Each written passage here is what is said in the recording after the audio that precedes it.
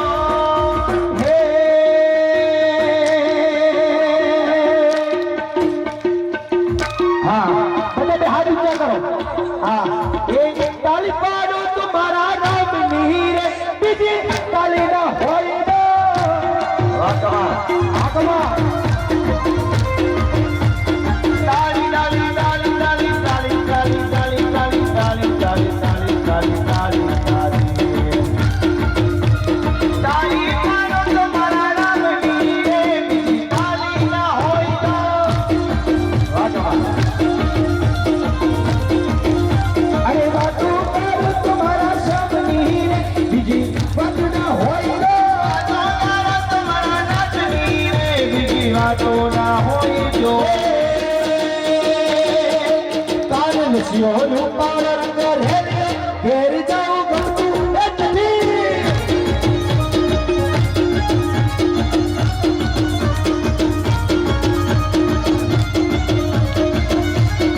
એ મારે માથેથી જ મુંડાની હેરે ઘેર જાઉં ગમતું નથી હાથમાં કોણ નસીઓ નસીઓ નસીઓ કોણ નસીઓ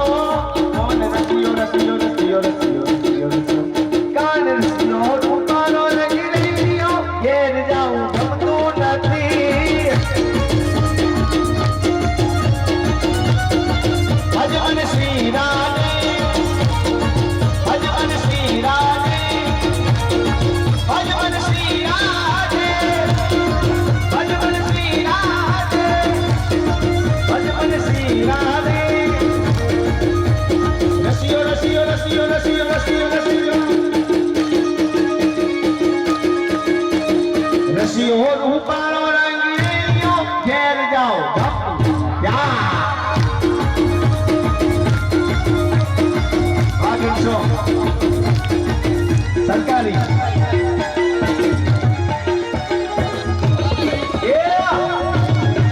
લાકડો આયા વાહ મુદેવ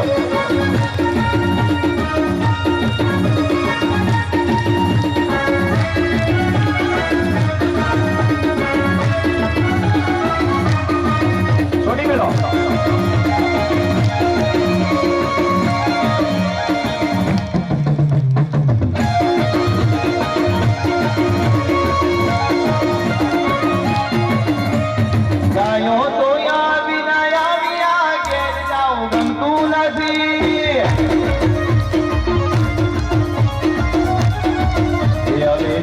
સાસુ માના ઘેર રે ઘેર જાઉં તું નથી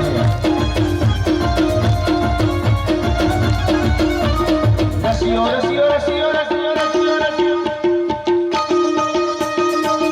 રસિયો રસિયો રસિયો રસિયો રસિયો રસિયો રૂપાળો રંગ રેલિયો ઘેર જાઉં ગમતું નથી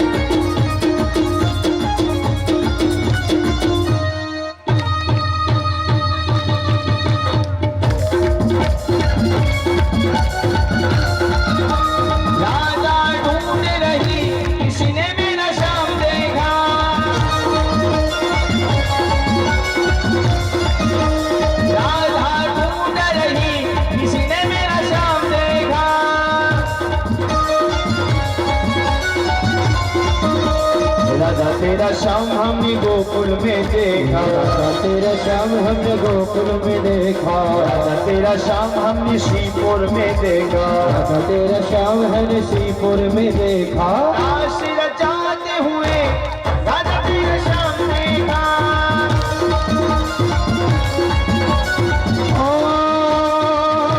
अरे मेरी जान है राधा करण कुर्बान तू राधा रहे ना सकूंगा तुमसे दूर रे अरे मेरी जान है राधा मेरे पे कुर्बान में राधा अरे मेरी जान है राधा मेरे पे कुर्बान में राधा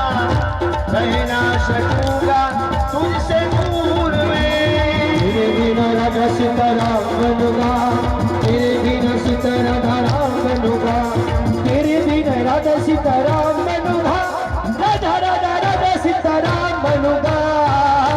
अरे मेरी जान है राधा, मेरे में कुर्बान तू राधा। अरे मेरी जान है राधा, तेरे पे कुर्बान में राधा, रह ना सकूंगा तुझसे दूर में। राधे राधे राधे राधे राधे राधे राधे राधे राधे राधे राधे राधे राधे राधे राधे राधे राधे राधे राधे। सावन सर को राजियों ने, सावन सर को राजियों ने, देख देख पग हालाजी मारा विश्व कल्याण है। रामचंद्र भगवान की जय।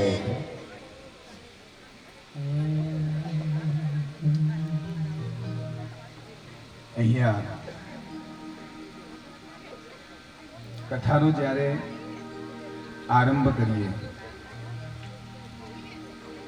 આપ બધા જ્યારે અહીંયા ભગવાનની સામે ગાન કરી રહ્યા છો, ભક્તિ મહારાણી જ્યારે આવ્યા ને ત્યારે મંડપની અંદર આ પ્રકારના દ્રશ્યો સર્જાવા લાગ્યા હતા.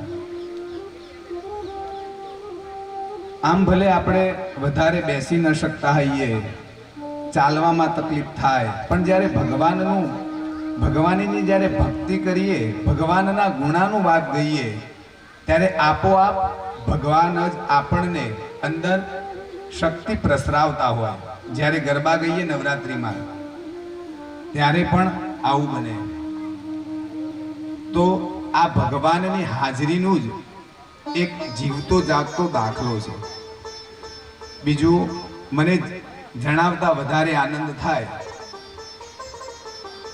કે આજે અહીંયા જે જગ્યાએ હું કર્મકાંડની અંદર, જ્યોતિષ, વાસ્તુ અને આ ભાગવત કથાની અંદર હું જ્યાં સુધી પહોંચ્યો, તો તેની અંદર મને પહોંચવામાં મદદ કરનારા મારા અંગત ખાસ મિત્રો અને જે મારા ગુરુ સમાન છે અને મારા ગુરુજી જ છે, એવા આજે અહીંયા ઉપસ્થિત થયા છે. તેમને વ્યાસપીઠ ઉપરથી હું વંદન કરું છું. એમ કહેવાય કે જિસકા ગુરુ બલવાન ઉસકા ચેલા પહેલવાન. અને આખા ગુજરાત ભરની અંદર વિક્રમભાઈ ત્રિવેદી અને મલયભાઈ ભટ્ટ, આમનું ખાલી નામ જો તમે કોઈ ભણેલા પંડિતને ઓળખતા હોય તો તેમને પૂછી શકો છો કે કલોલવાળા વિક્રમભાઈ. એ વિક્રમભાઈ પાસેથી અમે કેવું જીવન જીવવું ને એ પણ શીખ્યા છીએ. અને હું અને મારા મિત્ર મલયભાઈ અને અમે બીજા બધા પણ અમે એમને અમારા સાથેના એક ધર્મ તરીકે અથવા તો વિદુરજી તરીકે પણ અમે એમને માનીએ છીએ. અમારા પંચાંગની અંદર પણ ગુરુજી તરીકે એમનો ફોટો અમે રાખ્યો છે. એમને આ બધું ઓછું ગમે છે.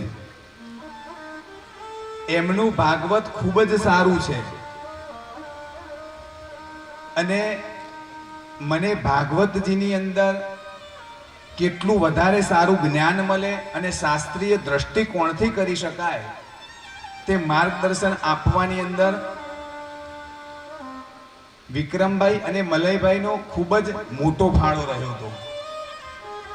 અને એ પણ સારી રીતે કરી શકે છે. પણ એમને એવું નક્કી કરેલું કે હું મારા મિત્રને, ભલે હું ભાગવત નહીં કરું પણ મારા મિત્રને એક સારો ભાગવત વક્તા બનાવીશ.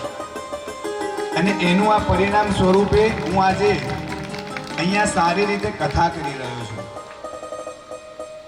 આપ સર્વે ભલે. અને બીજો પણ મને એક વાતનો આનંદ છે કે હું બધા બ્રાહ્મણોની વચ્ચે કરું છું. અને એમાં પણ કેવા બ્રાહ્મણો કે જે બધા જ ક્વોલિફાઈડ છે. લગભગ 90% શિક્ષકો છે, લગભગ બધા ગવર્મેન્ટ જોબ કરી રહ્યા છે.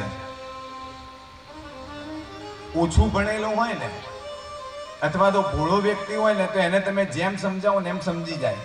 પણ ભણેલા વ્યક્તિની સાથે જ્યારે તમે બેઠા હો તો એમની સાથે તમારે યોગ્ય રીતે જ વાત કરવી પડે અને તેમને જે સાચું હોય ને એ જ જ્ઞાન અપાય. ના ખબર હોય તો ના પાડી દેવાય. અને બીજા એમની સાથે આવેલા અમારા યજમાન તરીકે જતીનભાઈ, એમનું પણ અહીંયા વ્યાસપીઠ ઉપરથી અભિવાદન કરું છું કે આપ આપનો કિંમતી સમય ફાળવી અને અહીંયા પધાર્યા.